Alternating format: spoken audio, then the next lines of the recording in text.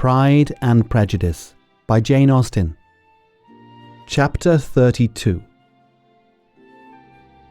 Elizabeth was sitting by herself the next morning and writing to Jane while Mrs. Collins and Maria were gone on business into the village, when she was startled by a ring at the door, the certain signal of a visitor. As she had heard no carriage, she thought it not unlikely to be Lady Catherine, and under that apprehension was putting away her half-finished letter that she might escape all impertinent questions, when the door opened, and, to her great surprise, Mr. Darcy, and Mr. Darcy only, entered the room. He seemed astonished too on finding her alone, and apologized for his intrusion by letting her know that he had understood all the ladies were to be within. They then sat down, and when her inquiries after Rosings were made, seemed in danger of sinking into total silence. It was absolutely necessary, therefore, to think of something, and in this emergence, recollecting when she had seen him last in Hertfordshire, and feeling curious to know what he would say on the subject of their hasty departure, she observed, "How very suddenly you all quitted Netherfield last November, Mr. Darcy. It must have been a most agreeable surprise to Mr. Bingley to see you all after him so soon, for, if I recollect, he went but the day before. He and his sisters were well, I hope, when you left London?" "Perfectly so, I thank you."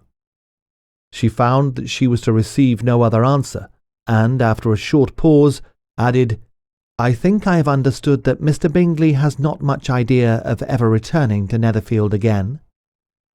"I have never heard him say so, but it is probable that he may spend very little of his time there in future. He has many friends, and it is at a time of life when friends and engagements are continually increasing. If he means to be but little at Netherfield, it would be better for the neighbourhood that he should give up the place entirely, for then we might possibly get a settled family there. But perhaps Mr. Bingley did not take the house so much for the convenience of the neighbourhood as for his own, and we must expect him to keep it or quit it on the same principle." "I would not be surprised," said Darcy, "if he were to give it up, as soon as any eligible purchase offers." Elizabeth made no answer. She was afraid of talking longer of his friend, and, having nothing else to say, was now determined to leave the trouble of finding a subject to him. He took the hint, and soon began with, "This seems a very comfortable house. Lady Catherine, I believe, did a great deal to it when Mr. Collins first came to Hunsford." "I believe she did, and I am sure she could not have bestowed her kindness on a more grateful object." "Mr. Collins appears to be very fortunate in his choice of a wife." "Yes, indeed. His friends may well rejoice in his having met with one of those very few sensible women who would have accepted him, or have made him happy if they had. My friend has an excellent understanding, though I am not certain that I consider her marrying Mr. Collins as the wisest thing she ever did. She seems perfectly happy, however, and in a prudential light it is certainly a very good match for her." "It must be very agreeable for her to be settled within so easy a distance of her own family and friends." "An easy distance, do you call it? It is nearly 50 miles. "And what is 50 miles of good road? Little more than half a day's journey. Yes, I call it a very easy distance." "I should never have considered the distance as one of the advantages of the match," cried Elizabeth. "I should never have said Mrs. Collins was settled near her family." "It is a proof of your own attachment to Hertfordshire. Anything beyond the very neighbourhood of Longbourn, I suppose, would appear far." As he spoke, there was a sort of smile which Elizabeth fancied she understood. He must be supposing her to be thinking of Jane and Netherfield, and she blushed as she answered, "I did not mean to say that a woman may not be settled too near her family. The far and the near must be relative, and depend on many varying circumstances. Where there is fortune to make the expenses of travelling unimportant, distance becomes no evil. That is not the case here. Mr. and Mrs. Collins have a comfortable income, but not one as will allow of frequent journeys, and I am persuaded my friend would not call herself near her family under less than half the present distance." Mr. Darcy drew his chair a little towards her, and said, You cannot have a right to such a very strong local attachment. You cannot have been always at Longbourn." Elizabeth looked surprised. The gentleman experienced some change of feeling. He drew back his chair, took a newspaper from the table, and glancing over it, said, in a colder voice, "Are you pleased with Kent?"